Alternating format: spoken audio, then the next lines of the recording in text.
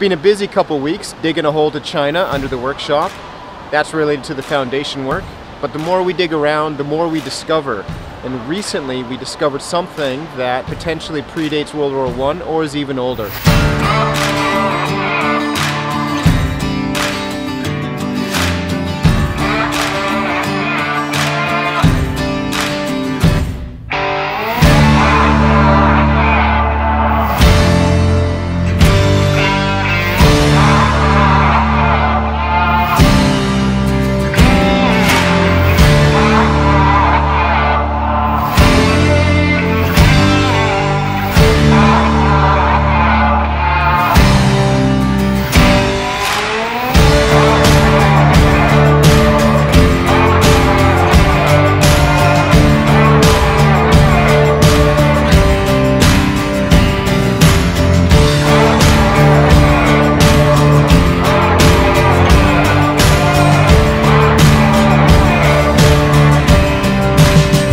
Although Port Alberni was incorporated in 1912, forestry has been a huge part of the area since 1860 when the first sawmill was set up by the Anderson Company.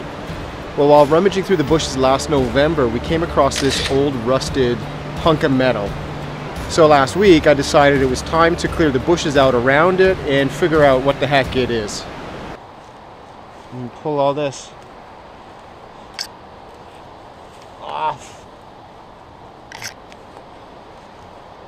Cut these branches then. This is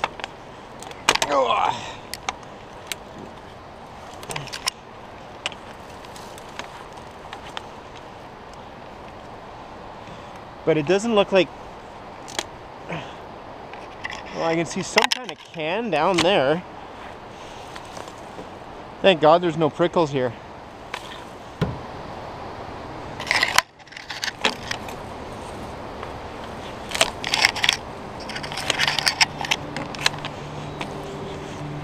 Where's the branch? There it is.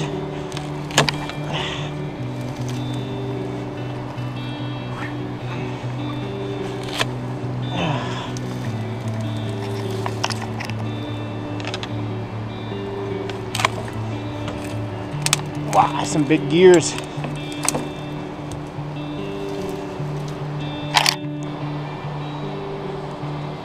Oh, what's under here? I can feel something.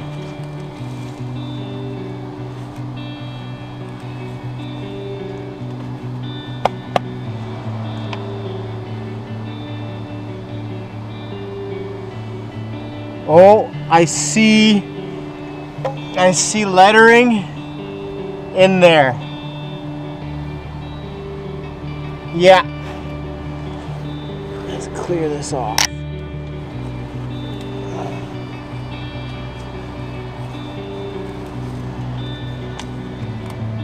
So, how can I get to see the name on there?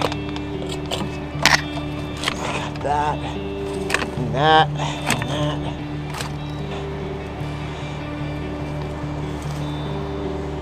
So it says M.A. Marsh Engineering Works Limited, Belleville, Ontario.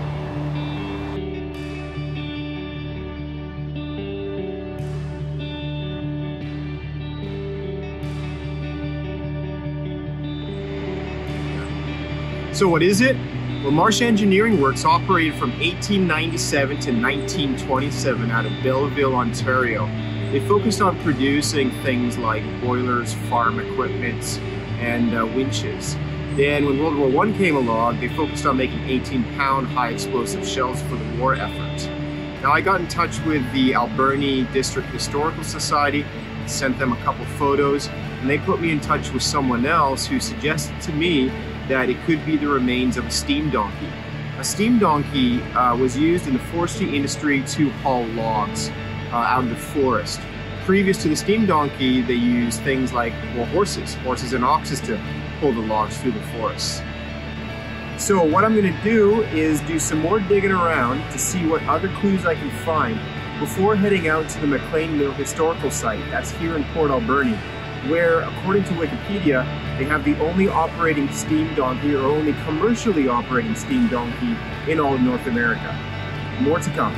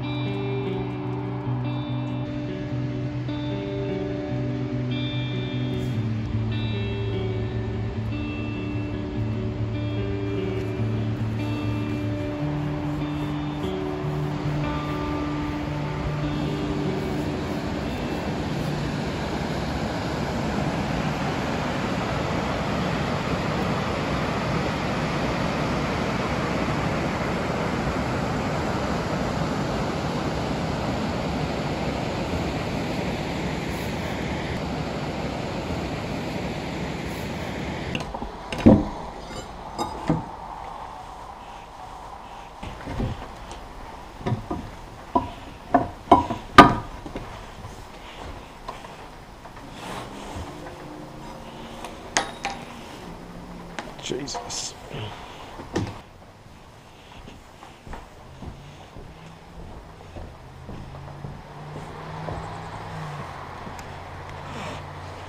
Oh, sun's shining. Okay, I want to better show how this thing was supported. You can see firewood here, another piece of firewood here. This is how they did it. I don't know how many years ago, but it must have been after that front bit collapsed. And instead of fixing it, they just put blocks and firewood underneath those old floor joists.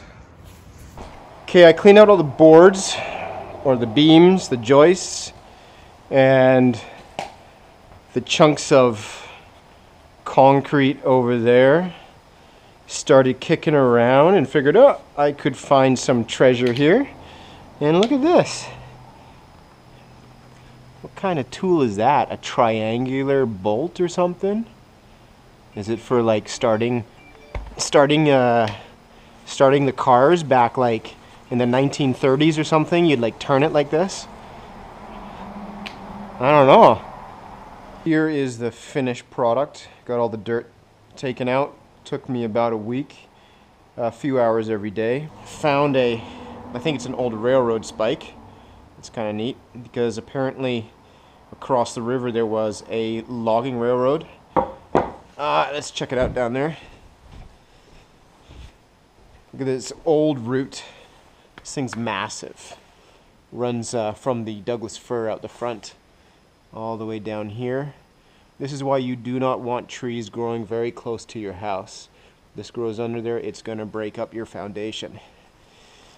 I've left all the dirt down here because I don't know if it's helping support the foundation. You can see some footing there. Most likely it's going to be really shallow.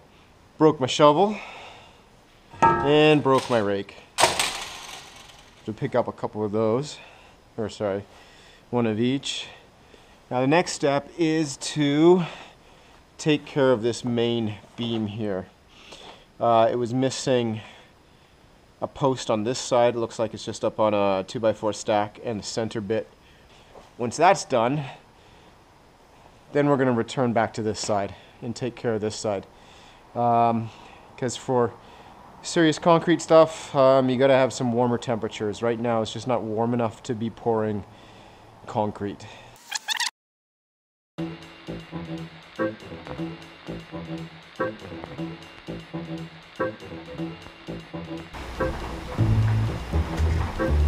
you. Okay, that is so muddy. We're not on video right now. We're recording right now. Oh, this is going to be all in a 2x6. Yeah, you reckon that? No, I'm looking at going. Because of where it kind of has to be. Why don't we use this block? Yeah, exactly. We can lay that one across there too. It's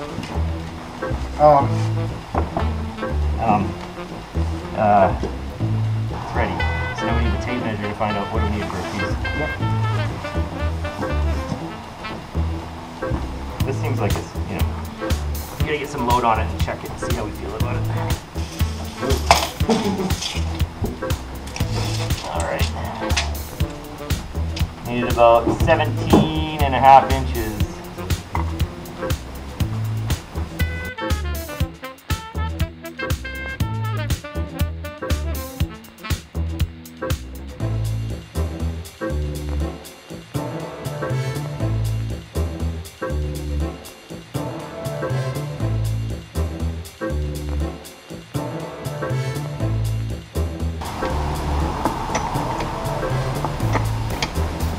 Definitely going up.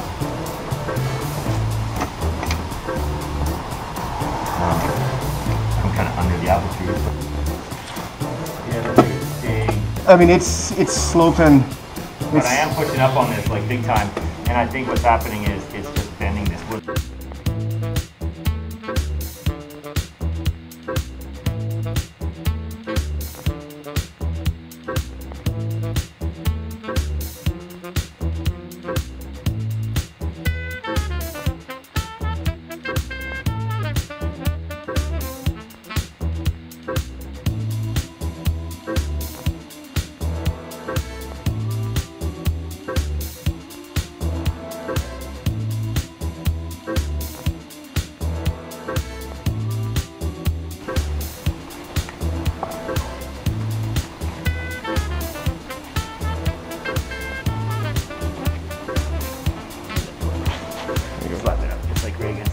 Jack like this.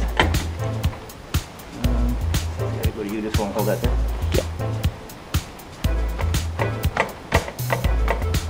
That is actually onto the wood, right? not this. Oh, it's onto this. Yeah, it's okay. We're just kind of we're only that far off the edge right there. So yeah, I probably want to say something like that. We're still gonna have to do that fine adjust. Okay, you good? I think so. No, my finger.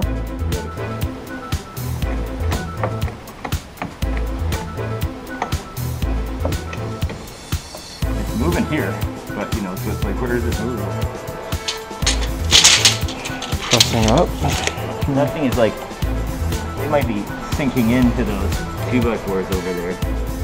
So it's sloping up here, and it's sloping up here. Yeah.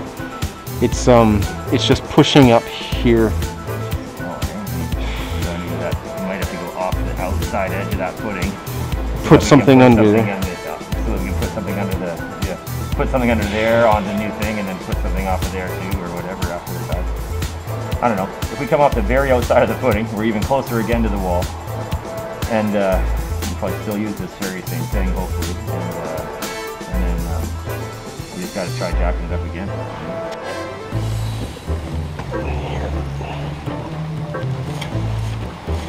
We do want to be close to the house, but you know, we can be that far. I don't know what this is sitting on, you know, like you say. It could be right on bedrock, be bad. It could be fucking not. It's not very straight. Well, the worst thing that's going to happen is it's going to push down, right? Yes. Yeah. Right. We just won't go anywhere. And then we're going, well, that's it. We just hold it as solid as we can and fucking try to change the feet out anyway. But this thing is... Stab it with something? Smashed in right here. Yeah. Tippy, but is it tippy or just the boards weren't lined up? Like you say, or that's the second pour? I don't know. I mean, what the fuck is that? It's something they had tied off like when they had through their form work. They had this thing tied off so that it would hold the board there, right? At a certain width. Using this as their, and I mean that's pretty smart actually, really. Because like you could twist a stick and adjust the width of your form, kind of thing. You know what I mean? Okay. It's not really perfectly under either. I mean, we're kind of over here. Light boy. Coming up.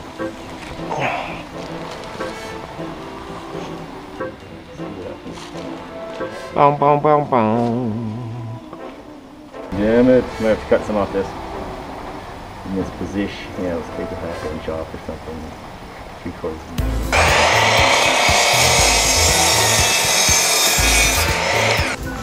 Here we go. We gonna move?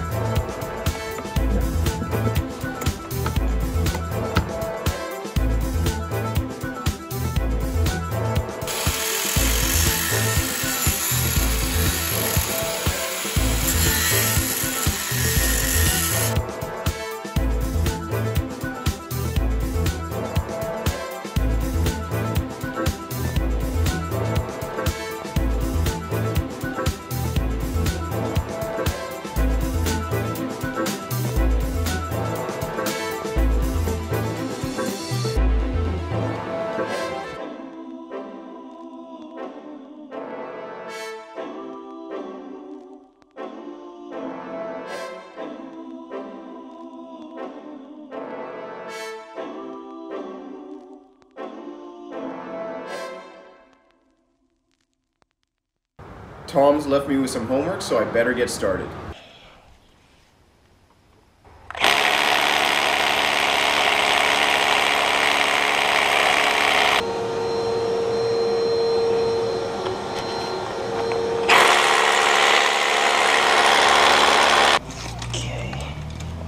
Measure this. That's gonna be, yeah, that's gonna be the way. So we're gonna say approximately 12 7/8.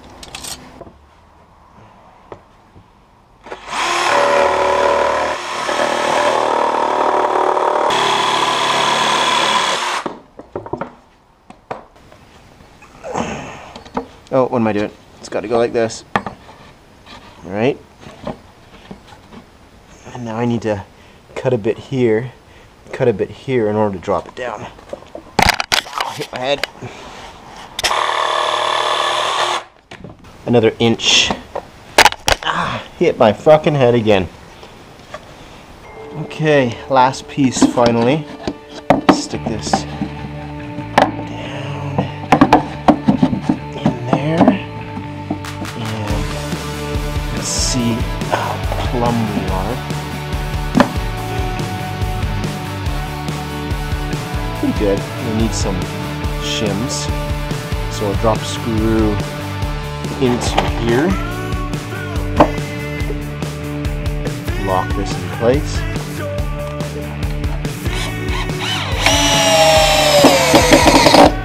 Okay, it's not going to move.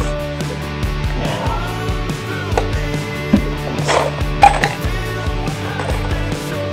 get some screws inside there.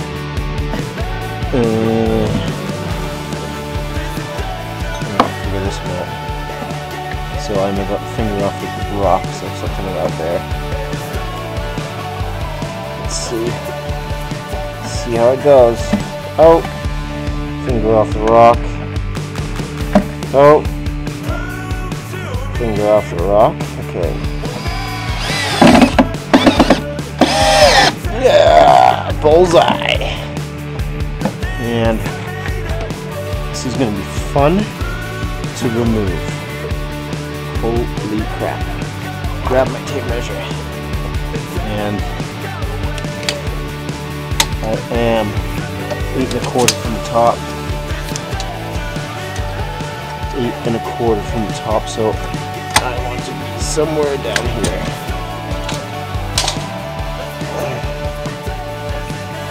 Yes. Okay. Rebar's in the way. And bullseye.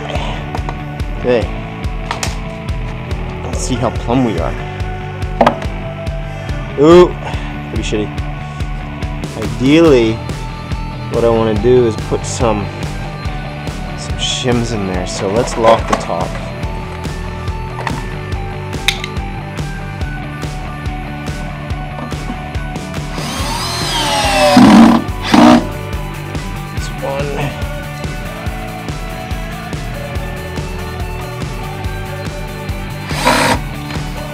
Oh, you piece of garbage. Come here. There we go. Okay. Let's pull these out a bit.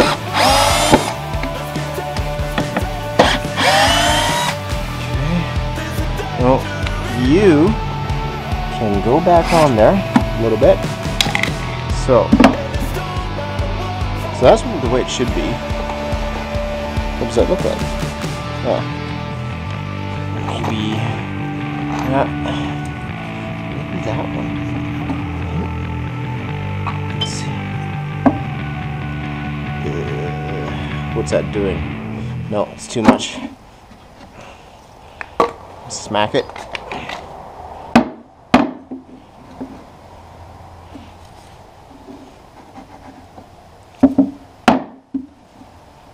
A bit more.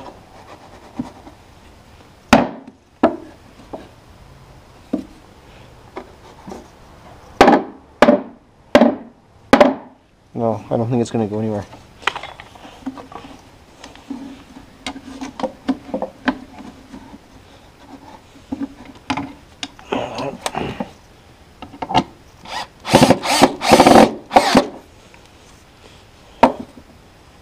That's close enough. And on this side, close enough.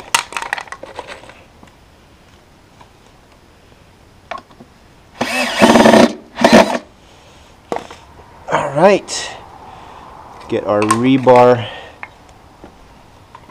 And which is the shortest bit I got here? So that's the bit that's going to go in, that's the bit that's going to go in. So, I think that's the longest. Yeah, longest, it's going to go down there. Shortest is going to go right there. Next shortest will go in there. And lasties. There we go. The first concrete form.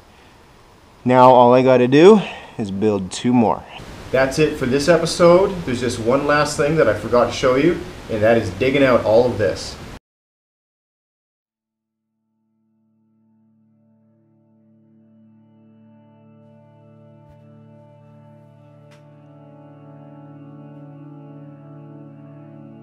When Anton Nickel, the agent who helped me with getting this place, sent me the link for it, my first reaction was, no way.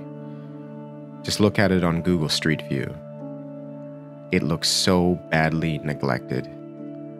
And that's a reality. But then I thought, give it a chance, and so I flew back to Canada in 2019 to see it. I came here and the vision materialized. It came out from the overgrown brush, and the decay fell away, and I saw the future. So we closed in March, and I had an inspector come since I wanted a list of what I needed to do to the place to make it right again. Initially, his words were, just tear it down. Then later he said, maybe it just needs someone like you. People say to me, why do it yourself when you could pay someone to do it? I say, why would I pay someone to do it when I can do it myself? My whole life has been about working hard. I remember when I was 15, I got my first real job packing groceries at Quality Foods. John would hustle us around and always keep us moving. I feel like we were never allowed to walk anywhere. It was always go, go, go. Sometimes we'd be asked to go stomp the truck. That meant get some rubber boots on, get in the back of the garbage truck, and start stomping the trash down to make room for more. I think his theory was, why do you need to go to the gym when you could just work hard at your job? I appreciate what he taught me. I took it with me to university and onward to China, where I spent the last 20 or so years. I saw a lot in China. The experiences I had, few people can relate to. I saw the Industrial Revolution right before my eyes. It's nothing you could ever learn at school or put into a documentary. There were good times and sometimes very challenging times. How often did I work all through the night at a factory, testing product with the workers on the line? Or how often did I head out to a project in the middle of nowhere, not knowing how I would get back? There were car accidents and other precarious situations. Yes, sometimes my work got me into trouble over there. But what kept me going was that ethic to work hard through the tough times and get the job done. And I knew, for I saw it with my own eyes, there are people out there facing much greater challenges, working much harder than you could ever imagine for much less, and yet they still went home happy to their families. This property is old, but there is a story to it. That story I'm only just starting to discover. Whether it is the hand-hewn logs that make up the walls of the cabin, or the various objects I dig up around the property, there is a history here. It was a time when everything was done by hand. A time when everyone understood what a hard day's work really was. After all, hard work is the very foundation of this community. So the greatest thing I could ever do for this property is to restore it by hand to what it once was and intertwine that story with that of my handmade surfboards. The Besides, how could I ever be a champion against waste if I just tore this place down and rebuilt something new? And so that is my mission. You might think I'm crazy, you might think I'm wasting my time, but on the other hand, I get to spend every day of my life doing what I love and living as who I want to be. After that job I did for John, I never worked full-time for anyone else longer than 12 months again in my life. Nothing good comes easy. Nothing good comes quick. You're not a failure until you quit. Ride your own way.